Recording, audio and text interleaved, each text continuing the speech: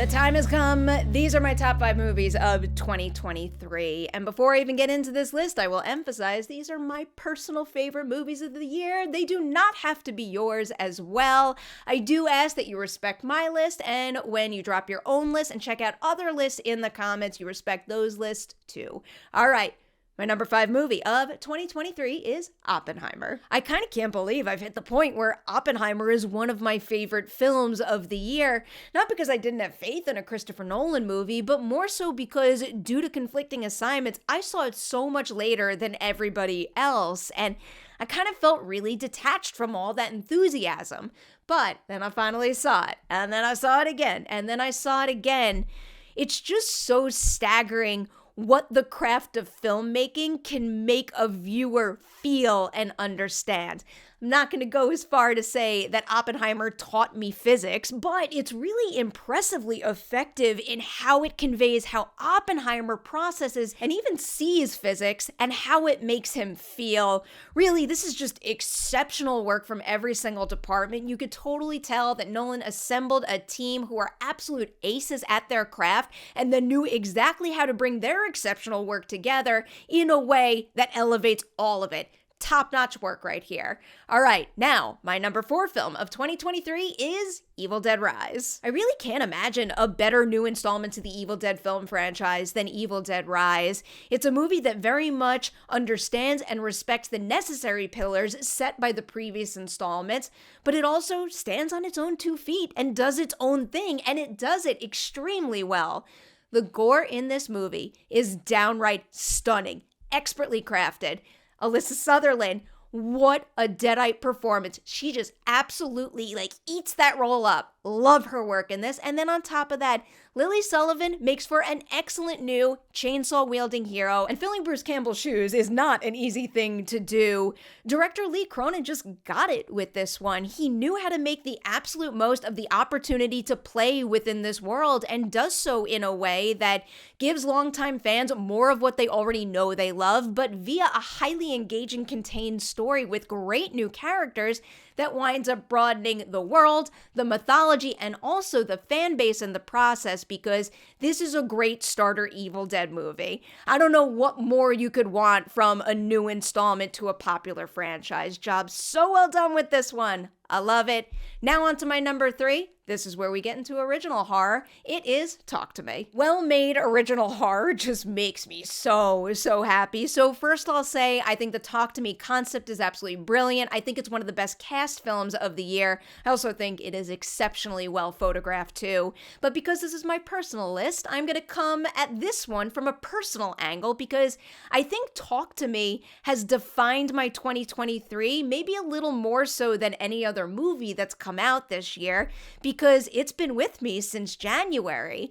I was lucky enough to get to see the movie premiere at Sundance, and I was also one of the very first to get to talk to the filmmakers behind it as well. And I know this might sound silly to some, but I find it to be such a special feeling to get to see something early and just know how thrilled everyone's going to be when that movie gets its wider release. And that's what happened here. And then I got the opportunity to go to South by Southwest to moderate an extended conversation with the Filippo brothers.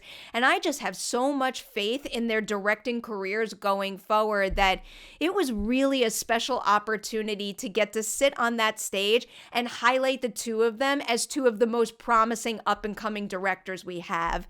Then it was on to ComicCon, where I had another conversation with them, and then attended one of the best ComicCon parties I've ever been to in my life. And then it continued after that, because I just kept rewatching the movie over and over again. And there's really no doubt in my mind that Talk to Me will be in the regular rewatch rotation, I guess forever, and I'm really grateful for that. All right, now it's time for my number 2 pick of 2023. That is where I have Poor Things. I was very much looking forward to the wildly creative, weird we were bound to get from a Yorgos Lanthimos and Emma Stone Poor Things adaptation, and they very much deliver in that respect. But the thing that struck me most about Poor Things is what a thoughtful and inspiring coming-of-age journey this movie is. I say this a lot when talking about why I love genre movies so much. I find that it's much easier to process very difficult, very real human truths through an out-of-this-world type of story, and I do think Poor Things is a prime example of that. Bella Baxter is processing the world and how people treat her at an accelerated rate, and that winds up being an extremely effective approach to highlighting the absurd hypocrisy that governs so much of day-to-day life, and even better, the opportunity to watch Bella discover and dismantle that with such curiosity and such a powerful lust for life is what makes Poor Things a really inspiring watch. I love it. All right, my number one of 2023 will surprise no one. My favorite movie of the year is Scream 6. Scream 6 makes the list for many of the same reasons that Scream 2022 was on my list last year, but there are also some different ones in the mix. I will begin by pointing out something that I emphasize when talking about Evil Dead Rise.